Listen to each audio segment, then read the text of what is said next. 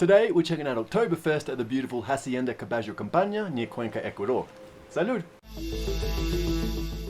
Hola, Jason here from YapaTree. Our English publication has been serving the Cuenca expat community for over 17 years. But I'm here today to get a few cervezas under my belt at Oktoberfest, and then I'm going to try and pull together a video for you about it. I'm super excited to be taking Michelle, her mum, our baby Billy, and our dog Ozzy about 10 minutes outside of Cuenca to the very beautiful Caballo Campana.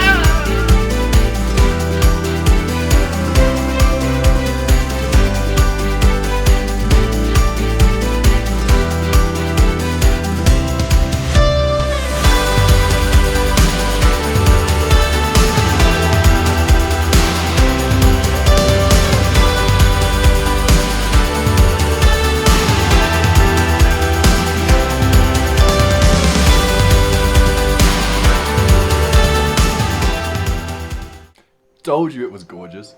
Even if you don't like beer, I think it's worthwhile heading out there just to check out the grounds and gardens of this lovely hacienda. Today is the second Oktoberfest festival organised by Chill Chela pub in Cuenca. I was curious to see how the event would look like, as it's the first large-ish festival we've gone to since the COVID pandemic. Now, I had a feeling that we'd enjoy it just because of the location at the beautiful Caballo Campana hacienda out near Baños.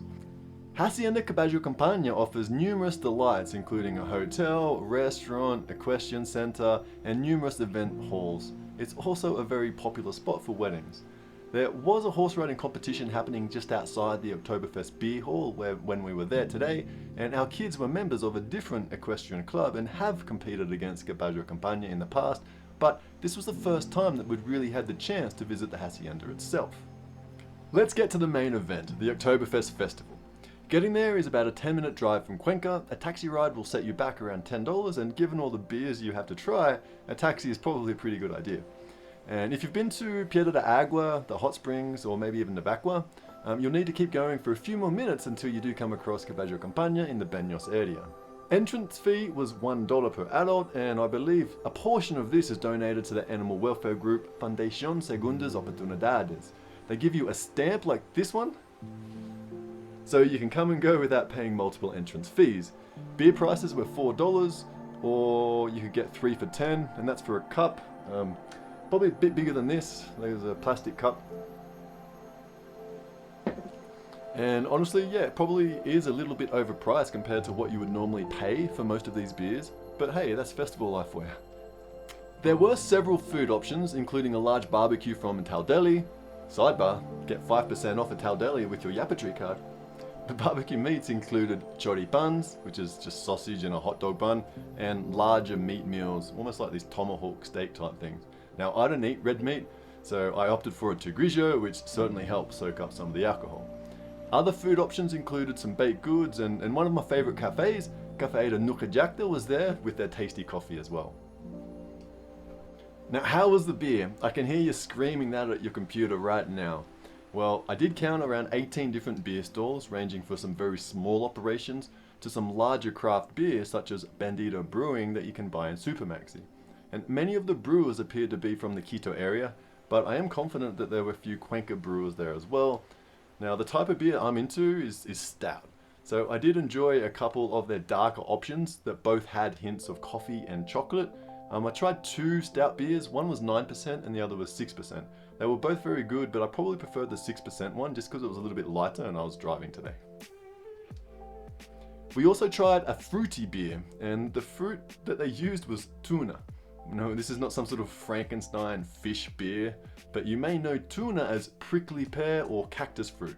And it was obviously much lighter, and both Michelle and I found it refreshing without being too fruity. With our beautiful 1-year-old in tow, there was no way that we were ever going to be having a huge day of drinking, so we just thought it would be best to go early and avoid the crowds as much as possible. This also meant that we left before the band started playing and a real Oktoberfest party atmosphere could be formed, so we can't really report on the party side of things or whether we enjoyed the bands.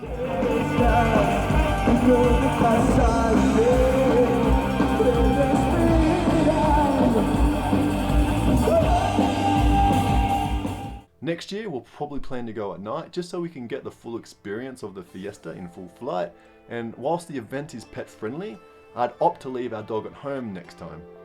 Several times this guy made me spill my beer when another dog walked past. My overall thoughts are that Oktoberfest in Cuenca is worth checking out.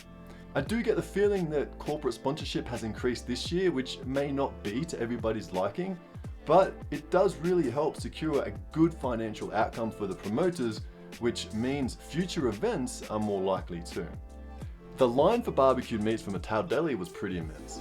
You can currently get yourself 5% off everything at a Tao Deli with your YapaTree card, and if you're looking for artisanal cervezas to wash it down, do be sure to check out the YapaTree card partners Golden Prague and 11 Pizza and Beer. Both of these quality establishments offer deals for YapaTree card holders. Links to these deals are in the description below, and that's all for this video. Thank you very much for watching, and remember, don't forget your Yapa!